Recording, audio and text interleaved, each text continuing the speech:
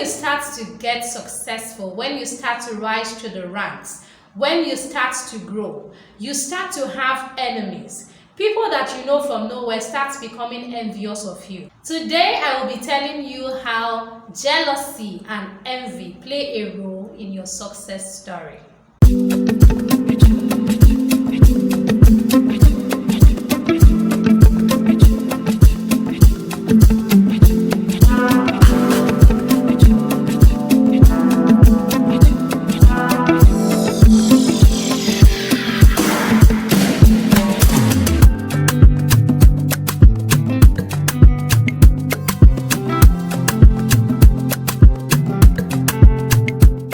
Hello LYLSS Fam, welcome to Let Your Light So Shine.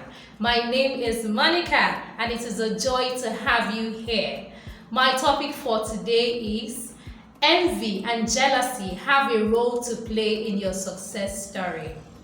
When you start to get successful, when you start to rise to the ranks, when you start to grow, you start to have enemies. People that you know from nowhere start becoming envious of you. And you wonder to yourself, what could I have done wrong? I'm simply on my life's path. So how did I offend these people? Today, I will be telling you how jealousy and envy play a role in your success story. My first passage for today is Genesis 37 verses 1 to 11. And I have a supporting passage from 1 Samuel 10 verses 20 to 27. Get your Bibles as usual and let us read these passages together. Now, Jacob dwelt in the land where his father was a stranger, in the land of Canaan. This is the history of Jacob. Joseph, being 17 years old, was feeding the flock with his brothers, and the lad was with the sons of Bilhah and the sons of Zilpah, his father's wives. And Joseph brought a bad report of them to his father. Now Israel loved Joseph more than all his children, because he was the son of his old age. Also he made him a tunic of many colors. But when his brothers saw that their father loved him more than all his brothers, they hated him and could not speak peaceably to him. Now Joseph had a dream, and he told it to his brothers, and they hated him even more. So he said to them, "Please hear this dream which I have dreamed. There we were, binding sheaves in the field. Then behold, my sheaf arose and also stood upright. And indeed, your sheaves stood all around and bowed down to my sheaf." And his brothers said to him, "Shall you indeed rule over us? Or shall you indeed have dominion over us?" So they hated him even more for his dreams and for his words. Then he dreamed still another dream and said it to his brothers and said, "Look, I have dreamed another dream, and this time the sun, the moon, and the 11 stars bowed down to me." So he took it to his father and his brothers, and his father rebuked him and said to him, "What is this dream that you have dreamed? Shall your mother and I and your brothers indeed come to bow down to the earth before you?" And his brothers envied him, but his father kept the matter in mind. Okay, that's the first passage. Now let us read the second passage. And when Samuel had caused all the tribes of Israel to come near, the tribe of Benjamin was chosen. When he had caused the tribe of Benjamin to come near by their families, the family of Matri was chosen, and Saul the son of Kish was chosen. But when they sought him, he could not be found. Therefore they inquired of the Lord further, "Has the man come here yet?" And the Lord answered, "There he is, hidden among the equipments." So they ran and brought him from there, and when he stood among the people, he was taller than any of the people, from his shoulders upward. And Samuel said to all the people, "Do you see him whom the Lord has chosen, that there is no one like him among all the people?" So all the people shouted and said, "Long live the king." Then Samuel explained to the people the behavior of royalty, and wrote it in a book and laid it up before the Lord. And Samuel sent all the people away, every man to his house. And Saul also went home to Gilboa, and valiant men went with him, whose hearts God had touched. But some rebels said, "How can this man save us?" So they despised him and brought him no presents, but he held his peace. The first story is the story of Joseph.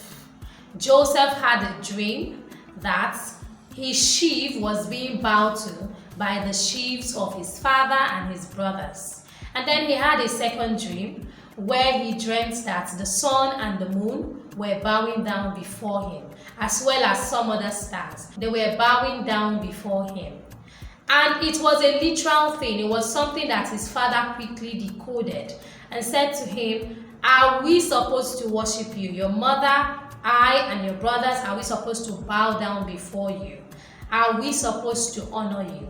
His brothers, who already did not like him, said to him, "So now, in addition to everything that is going on, with that loving you more than he loves us, we are still going to bow down to you?" And then the Bible says that they hated him even more. And even when he told them his second dream, they hated him even more than they had hated him when he told them his first dream. That is what comes when you tell people that you're going to be a success, or they see your success story playing out. Just like it did in the second passage when Saul was made king by Samuel. Samuel called the people together, and God chose from among the people Saul of the tribe of Benjamin. And Saul was taller than every other person there. He was a king. He looked like royalty. And when he was made king, the people said, "Long live the king." But some rebels, they call them rebels, that is people that do not go with the flow, people that do not go with what is happening, people that are anti whatever is happening, people that are against what is happening. Those people said, "Is this the person that will lead us? I will not submit to this one." And so they didn't bring him any gifts, but Saul kept his peace. Do you know that before that time, there was no recording of Saul having enemies? The Bible did not tell us that Saul had enemies as soon as he got there or when he was in the crowd, because he was a part of the crowd. He was not singled out. He did not stand out, and so he did not have enemies. If you know that you are going to stand out in life, you should be prepared for enemies. It is an automatic thing. And if you know that you are going to stand out and make a success of your life, you need to prepare for the enemies. Expect the enemies as part of your success story. Expect the enemies as people who will be there as prerequisites for your success. In fact, if you do not have an enemy when you're making headway, it means that you're probably not doing your very best. It means that you're not there yet. It means that people are not seeing your success. It means that you are still hidden. But as soon as you step out into the limelight, as soon as you step out from the crowd, you should expect that people in the crowd will say, "Who does she think she is? Who is this one again? What is she feeling like? Who does she think she is? Who does he think he is?" They would ask themselves, because you are no longer a part of the crowd. When Saul was in the crowd, nobody envied him. Joseph stood out from among his brothers because he was a child of his father's old age. Remember that his mother Rachel had been looking for the fruit of the womb for so many years, and she was the one who Jacob went specifically to marry until he was forced to marry Rachel's elder sister Leah. And that was how he got stuck with Leah. And he didn't quite love her. He didn't love her. And Leah even said this, even when she was having children. She said, "God has opened my womb. God has blessed me because I am not loved in my husband's house." That was what she said. And so Joseph was the much sought after child. The child that Rachel had in Jacob's old age. And so it's no wonder. It is no wonder that Jacob loved Joseph. It's no wonder.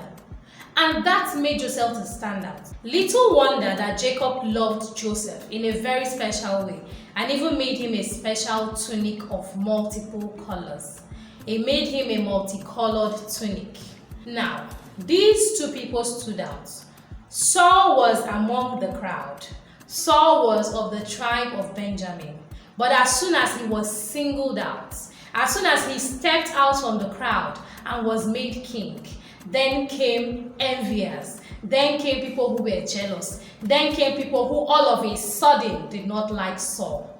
And then for Joseph, Joseph stood out because he was loved. Joseph stood out because he was a child that was longed for many years.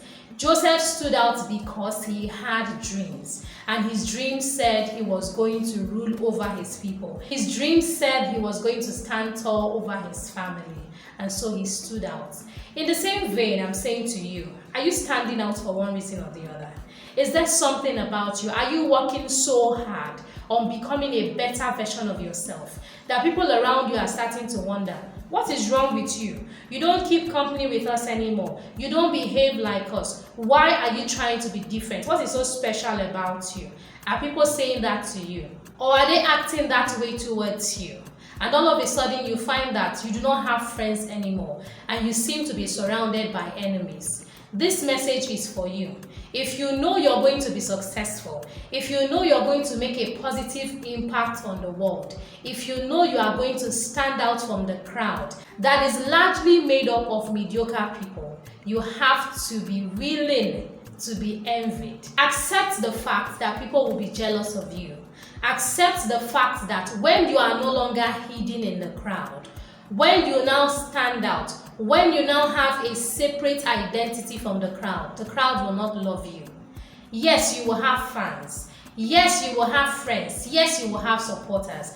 But much more than supporters, you will have haters. You will have people who dislike you. You will have people who will make it their personal mission to ensure that you fail.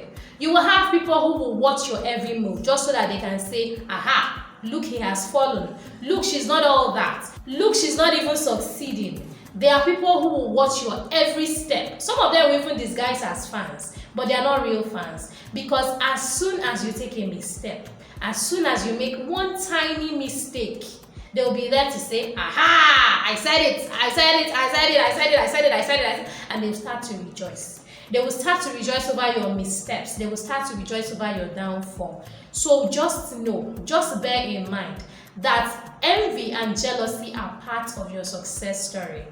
Make peace with it. Don't say, so why me? Why not you? If they could do that to Saul, the first king of Israel, if they could do that to Joseph, Joseph who took them from that land of famine to a place where there was plenty food, Joseph who saved the world from famine and hunger and utter destruction through hunger, why wouldn't they do it to you? So expect it. Don't be surprised when you have haters everywhere. Don't be surprised that your success is attracting so much dislike. Do not be surprised when even your friends and some of your family members become your number one enemies. Expect the enemies. Success comes with haters. Haters are part of the success package. In fact, they are the ribbon on the box. Haters are the ribbon on your success box. So expect them. Look forward to them. And in fact, if they do not hate you, if you don't find anyone who hates you, then you know that everyone around you is pretending, or you're not doing well enough, or you haven't stood out and defined yourself clearly away from the crowd. It's one of those. It's either you're not doing well, it's either everybody is pretending, it is either you're still somewhat among the crowd and you haven't quite stood out, or it's either you have not brought yourself to the limelight. So if you're out in the limelight, if you're being a success, if you're doing your best, if you're becoming a better person, expect the haters. So this is some kind of comfort for you. This is the comfort that I'm bringing you today to say it is okay to have haters. Success attracts a lot of enemies. It attracts fans, it attracts family, it attracts even people you didn't know were your family. They say, yes, we are related. We are 4 cousins away. We are 4th cousins, 5th cousins. Ooh, your great-grandfather was my great-grandfather's cousin. It was, relations start coming out from everywhere. But the one thing you will find is that you have more enemies than you have friends when you start to succeed. So take some comfort in that. I hope this message has provided you comfort as you build your life, as you build your success story. Because it is not just success, it is also envy, it is also jealousy, and they are parts of the package. If this message has blessed you, please drop a comment below. I want to read from you. Tell me what you think. I want to know your opinion on the matter. Have you had enemies? Have you had more enemies than friends? Now that you are breaking out of the mediocre circle, now that you're becoming a success, are you finding that everybody seems to hate you? Are you finding that you cannot find friends among your former friends? Well, tell me in the comment section. I would love to read from you.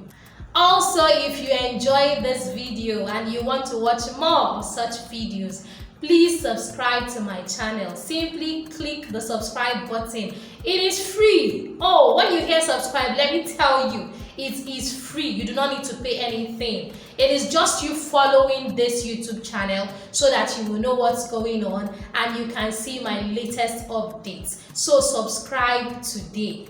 Also, do not forget to click the notification button so you'll be notified as soon as I update. Please like this video and my other videos, and share this video as well as other videos. Thank you so much for giving me your time. I really hope that this message has blessed you. Wherever you are, whatever you do, let your light so shine. I'll see you next time. Bye for now. Please subscribe, click the notification button, like this channel, share our videos, and follow us on social media. Thank you very much.